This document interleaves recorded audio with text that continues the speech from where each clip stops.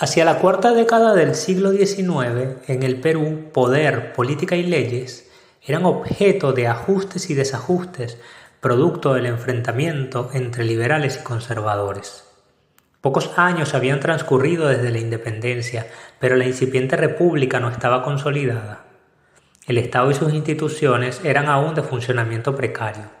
El momento demandaba mucho trabajo para la consolidación de una futura nación próspera. Es en este contexto que el primer gobierno de Ramón Castilla inicia acciones hacia la modernización anhelada. Hola a todos, bienvenidos a mi canal Historia Imaginada. En el capítulo de hoy vamos a hablar de la controvertida Ley Peruana de Inmigración de 1849, documento legal que sentó las bases para la primera ola de personas provenientes de China, dando inicio a un proceso cultural entre el Perú y aquel país del oriente del planeta, que trascendió hasta nuestros días. Así que sin más dilación, empezamos. Se puede decir que quienes dirigían al Perú hacia 1840 proyectaban formas de promover, incentivar y lograr una mayor eficiencia productiva, ya que los ingresos del Estado dependían casi en su totalidad de la comercialización del guano. Lo cierto del caso es que la determinación existía, tanto en el bando liberal como en el conservador, pero los mecanismos legales a través de los cuales alcanzar el objetivo no tenían consenso. Por una parte, se abogó por mejorar las condiciones de vida y trabajo de los jornaleros, así como permitir el voto de indígenas y analfabetos. Por otro, se tenían estas propuestas como descabelladas. Se alegaba la incapacidad de los ignorantes y empobrecidos para dirigir sus destinos. Uno de los principales problemas del agro costeño era la escasez de mano de obra. Es por ello que hacia la década de 1840 se incentivó el arribo de jornaleros libres, pero no hubo una respuesta significativa. Malas condiciones de trabajo, bajos salarios y abusos por parte de los terratenientes no ayudaban. Asimismo, se pensaba que una opción viable era la restitución del comercio de esclavos desde la Nueva Granada. José Gregorio Paz Oldán, quien fuese ministro de Relaciones Exteriores, fue el principal promotor de la importación de esclavos africanos desde otras regiones del continente hacia Perú. Entre los años 1847 y 1849 se hicieron intentos por promover el ingreso de esclavos, pero las acciones fueron un tanto infructuosas y generaron diferencias al interior del gobierno de aquel entonces.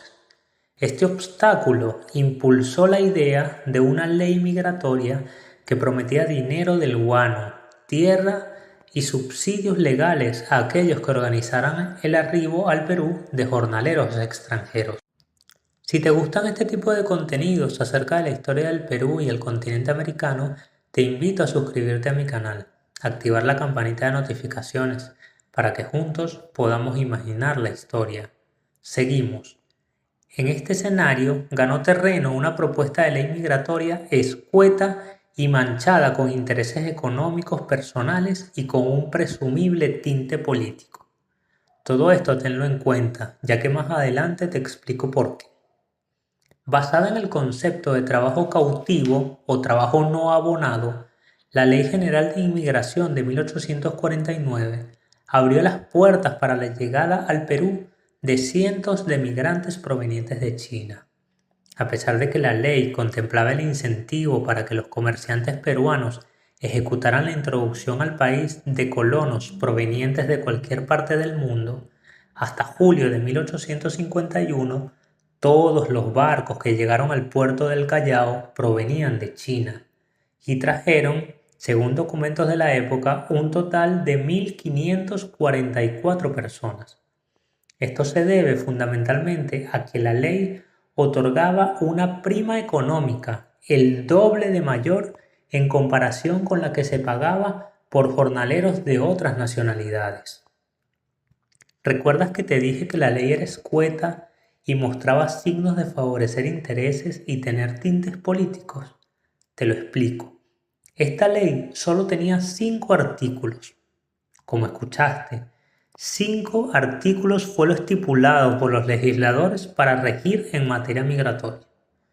De ahí que se hizo común el abuso y el incumplimiento de los contratos por parte de los terratenientes. Por otra parte, la ley otorgaba un privilegio exclusivo al señor Domingo Elías y su socio, quien fue un político liberal, líder de la oposición al entonces presidente Ramón Castilla y diputado durante aquella legislatura donde se decretó la ley. ¿Y cuál era ese privilegio exclusivo que se menciona en uno de los artículos? Pues el señor Elías recibiría durante 4 años una cantidad de dinero determinada por cada chino que trajera al Perú, específicamente a las provincias de Lima y La Libertad. Se piensa que esto fue un premio que el gobierno de Castilla otorgó ante la posibilidad de una vacancia presidencial, ya que Elías contaba con notoria influencia en el Congreso. Hasta aquí nos hallamos ante un panorama aterrador, un Estado incipiente cuyas leyes son aprobadas con evidentes vacíos que dan pie para cometer abusos, instituciones al servicio del interés particular y no del interés de la nación, y en el medio de este caldo de cultivo para la explotación, personas de nacionalidad china.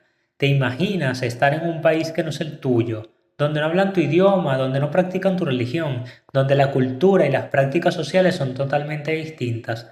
La ley contemplaba la introducción de personas libres, pero lo cierto del caso es que al establecer una prima económica como retribución por cada persona, deja espacio para el tráfico y comercialización de estas. No sabemos cuántos de esos más de 1000 chinos que llegaron al Perú durante los primeros 2 años de la ley vinieron por voluntad propia, cuántos vinieron engañados acerca de las condiciones legales que tendrían y cuántos fueron traídos por la fuerza. ¿Y cuál fue el destino y bajo cuáles condiciones trabajaron y vinieron esos primeros inmigrantes chinos? Legalmente todo se hizo bajo la figura del trabajador no abonado. Por cierto, si quieres conocer otra historia relacionada con este concepto legal, te invito a ver el video que aparece en la parte superior de la pantalla. Seguimos. Un trabajador no abonado era una persona que durante un periodo determinado de tiempo prestaba sus brazos para el trabajo agrícola o para el servicio doméstico. A cambio recibía comida, techo, ropa y en algunos casos un pago especificado previamente. Cumplido el plazo de su contrato, quedaba liberado para ejercer libremente cualquier oficio. Pero como ya dijimos, el Perú estaba en ciernes, por lo que lo común fue el incumplimiento de los contratos. Muchas de estas personas, por no decir que todas, terminaron como esclavos o semiesclavos. Fueron maltratados, vejados y discriminados. Su aspecto físico tan diferente también fue objeto de rechazo. Sus prácticas culturales y su religión los distanciaron aún más de los peruanos. Estas diferencias, por supuesto, eran vistas con reticencia por los guardianes de la mayoritaria fe católica. Evidentemente no es una regla general, pero sin dudas podemos afirmar que durante los años en que un chino estuvo cumpliendo su contrato no pudo prosperar ni mejorar sus condiciones de vida, como podría haberlo hecho bajo una ley migratoria con otros matices.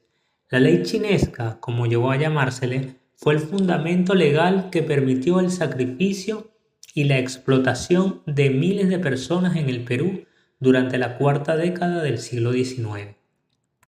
¿Y tú? ¿Conocías con detalle esta historia? ¿Tienes ancestros de origen chino? ¿Qué te gusta más, la comida criolla o la comida de los chifas? ¿Qué opinión tienes de la comunidad y cultura china en el Perú? Te invito a dejar tus opiniones acerca de estas preguntas en la caja de comentarios y que no te vayas sin presionar el botón de like, activar la campanita para que te lleguen las notificaciones de mis videos y podamos juntos imaginar la historia. Saludos y hasta la próxima semana.